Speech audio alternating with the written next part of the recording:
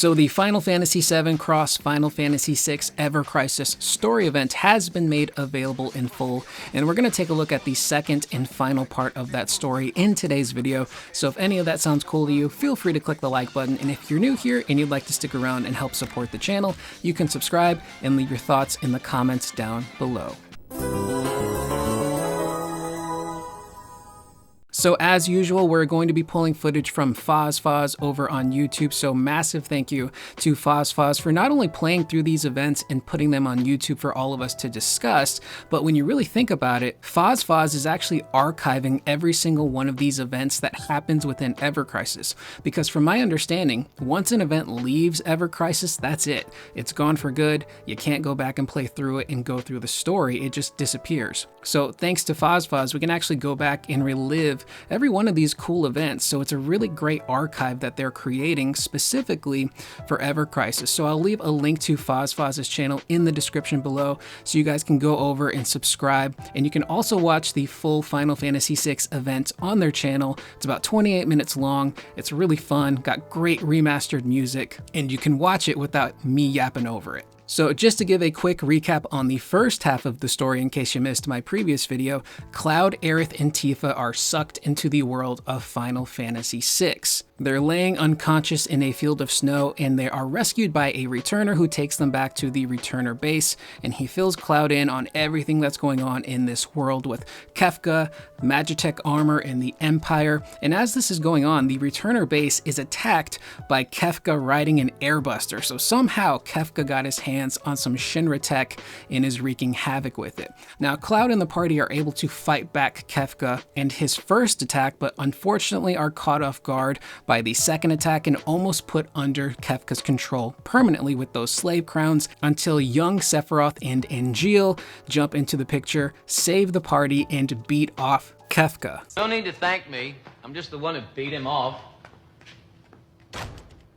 Repelled him would perhaps be the better phrase. Thank you, Spike. Repelled Kefka. So as this is going on, the party is kind of coming to, and there's this really brilliant moment where Cloud is looking up and he sees none other than a young Sephiroth staring back at him, asking him if he's okay. And this is so gnarly because, again, Cloud is so used to this evil lunatic Sephiroth. Seeing a younger version of him is just throwing him for a wild ride. So as the group is recovering, Cloud, Tifa, and Aerith are discussing like, hey, is this Sephiroth the same Sephiroth that we are after from our world, the same lunatic that we've been chasing this entire time? Cloud comes to the conclusion that it's probably not the same Sephiroth, but he cannot deny the resemblance of this Sephiroth to the one they saw growing up in the newspapers. So everyone, including young Sephiroth and Angeal, regroup, and this is when Sephiroth and Angeal reveal to the party, like, yeah, we were on a mission, and then we ended up here, and we ran into an old man who showed us how to get home. And that's where we left off. Now, picking up with the second half of the story, Angeal mentions that the old man that they met who gave them all of this information was none other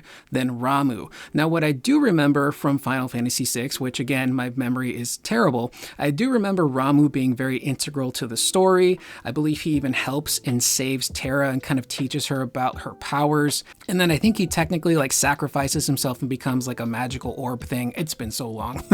But he essentially is a really big part of that game's story. And when he meets Sephiroth and Angeal, he says to them, you guys remind me of Espers. And this is where he fills them in on Kefka, the Magitech Empire, all of the armor that they use. And he shows them, if you can find this lone frozen Esper, you can find your way home. So the group is discussing everything over, and Angeal comes to the conclusion that when they were on the mission that they were on before they got sucked into this hole, they were being accompanied by a bunch of airbusters, Shinra equipment, which is why these airbusters are now in the world of FF6. Kefka must have found them, got his hands on them, and twisted them for his own use. And the party agrees, okay, we need to work together and go find this Esper. We need to fight back Kefka because he's a jerk. And there's a moment that I really liked where Aerith talks about, you know, having that slave crown on her head and how awful it felt, and how Kefka reminds her a lot of Hojo. And there's a moment where Sephiroth, you know, there's these ... and then he just says, agreed.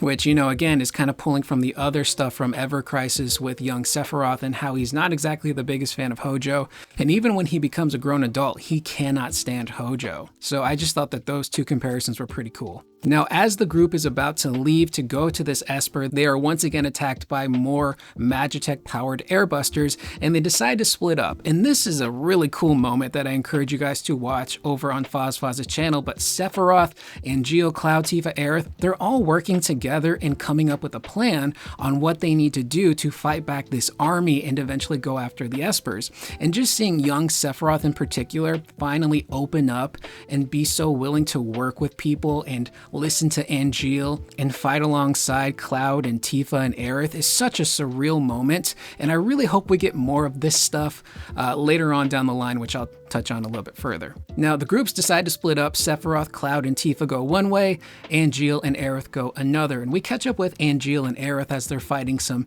Magitech airbusters, and they get to have a really cool moment, specifically for Aerith, where she finally gets to meet Angeal, especially a younger version of Angeal. And she tells him, like, you know, you actually helped me out before. You delivered some letters to me, to someone who was incredibly important to me, who really looked up to you. And it's really flattering for Angeal. And he kind of jokes around and says, you know, do I show too much initiative? Because everyone's telling me I have too much initiative. And all of this Ever Crisis stuff is giving Angeal so much more character and personality to work with and build upon. So if he should show up in Remake Part 3, I really hope they incorporate a lot of this stuff because he is so much more dimensional this time around. But just seeing Aerith finally get to meet Angeal and really have this heart-to-heart with him is a really beautiful moment. Unfortunately, it does not last very long because they are attacked by more airbusters, which then the story flips over to Sephiroth, Cloud, and Tifa, where Sephiroth just straight up takes out 3 airbusters in one strike of his sword, and the party is impressed. Tifa's like, dang, you didn't even need our help on that one. Like, I feel kind of useless. But in a rare moment of like being humble, Sephiroth opens up and he's like, well, the only reason I was able to do that is because the two of you both helped me focus and I was able to fight these airbusters. And this completely takes Cloud and Tifa by surprise because, again, they're not used to this Sephiroth. The Sephiroth they know is a lunatic. They're going after him. They're going to fight him and probably end him. So they're completely surprised by this version of Sephiroth that not only is younger, but is actually kind and willing to work together with them and actually be reassuring and a really good partner. And Cloud questions in that moment, you know, like, what drives you to go so far? And Sephiroth responds by saying, because I'm basically the only person who can. And in that moment, Tifa, you know, tells him, just make sure you don't let that consume you. It's almost like they're trying to prevent Sephiroth from going down that really, really bad path where he becomes the villain of Final Fantasy VII. Like, this is kind of like their only chance to speak to a younger Sephiroth and maybe convince him of other things. And there's this really beautiful, sad moment where Sephiroth tells Cloud and Tifa, when we get back to our world, I hope we get the chance to fight together again. And Cloud and Tifa both look at each other like, oh, buddy, if you only knew. Yes, we will be fighting together again, but not in the way that you think. Unfortunately, you have become our arch nemesis. But I really, really love this stuff. It really builds upon the character of Sephiroth. And again, I think it makes his turn to the dark side even more satisfying, but also more heartbreaking, because you see at one point in time, this was a guy who did not live a normal life. He never knew any sense of normalcy. And as he grows up, he starts to meet people that actually kind of make him open up. Starting with someone like Angeal. He learns to trust Angeal and become good friends with him. And now in this event, which none of these characters are going to remember once they go back to their homeworlds, he becomes very fond of Cloud and Tifa and Aerith and the returners and wanting to work with them and actually do good. And we're thankfully going to get to see more of this with the first soldier story as Sephiroth opens up more to Angeal.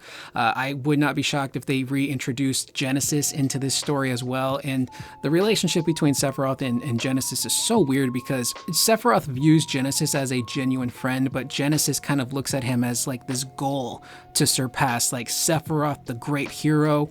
We need a new hero. I'm going to be better than you. So that's kind of like a really sad element to Sephiroth's stories, that he actually finally opens up, makes a friend like Angeal, and then makes who he thinks is a friend in Genesis. And it's really this competition that is, you know, one-sided for Genesis. So at this point, because the party is talking, they are caught off guard by Kefka in a bunch of Magitech armor that surrounds Sephiroth, Cloud, and Tifa. Kefka takes off for the Esper, but thankfully Angeal and Aerith show up to destroy a lot of these Magitech armors, and Angeal remarks to Sephiroth like, hey, what's going on?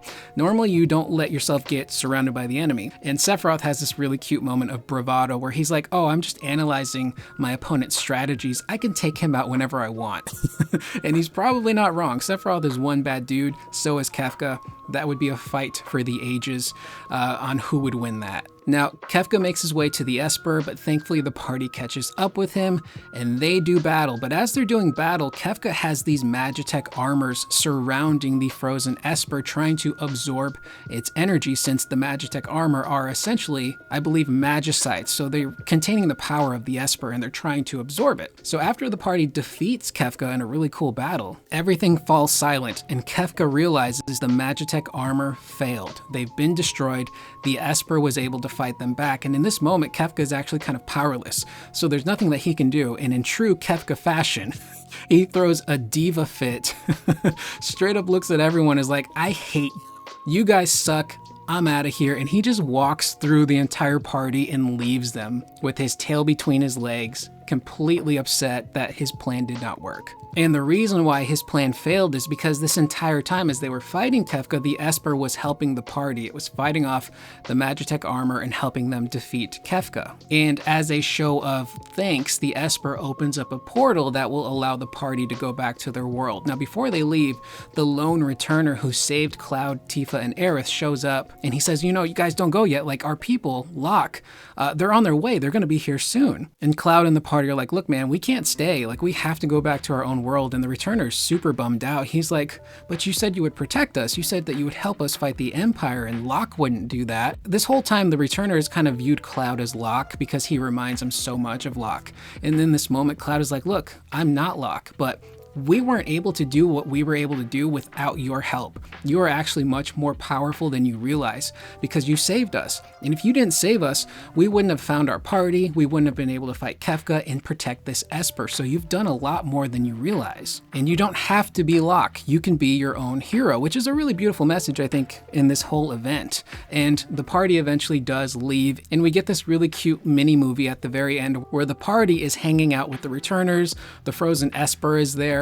Aerith is talking to one of the Moogles. It's this really cute, like, Finn ending to a really fun event. And that is the entire story of the Final Fantasy VII cross Final Fantasy VI Ever Crisis event. And again, I really enjoyed this one. This one actually had a lot of depth. I know the previous one that they did with Final Fantasy IX kind of bummed some people out because it was just the characters walking around not really doing much. But this one was so much more story focused. Kefka got involved. Our heroes fought him, met an Esper. We got some really great character development moments with young Sephiroth and Cloud and Tifa, but also Aerith getting that moment to finally meet Angeal, especially the younger version of him, and see how much he really reminds her of Zack. And young Angeal is like a slightly more serious, showing more initiative version of Zack. So it really builds upon these characters so much. And again, once they leave the world, their memories will be wiped. But for us, this is some really great character stuff, which is some of my favorite stuff in the world of gaming. I love gameplay, I love music, I love all of that stuff, but it's the character interactions, the writing, these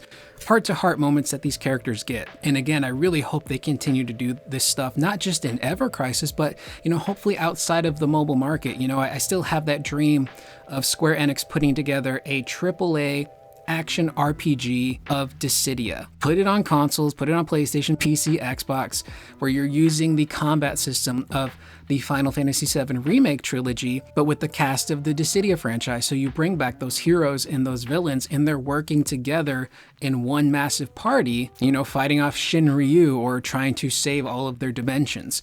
I want that so desperately.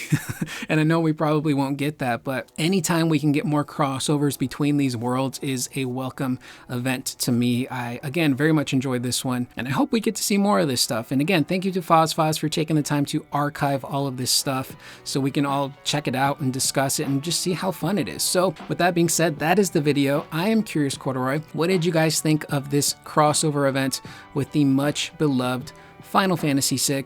And do you guys want to see more crossover stuff with all of the Final Fantasy franchises outside of something like Ever Crisis? I will see you guys in the next video. Please remember to always be excellent to one another.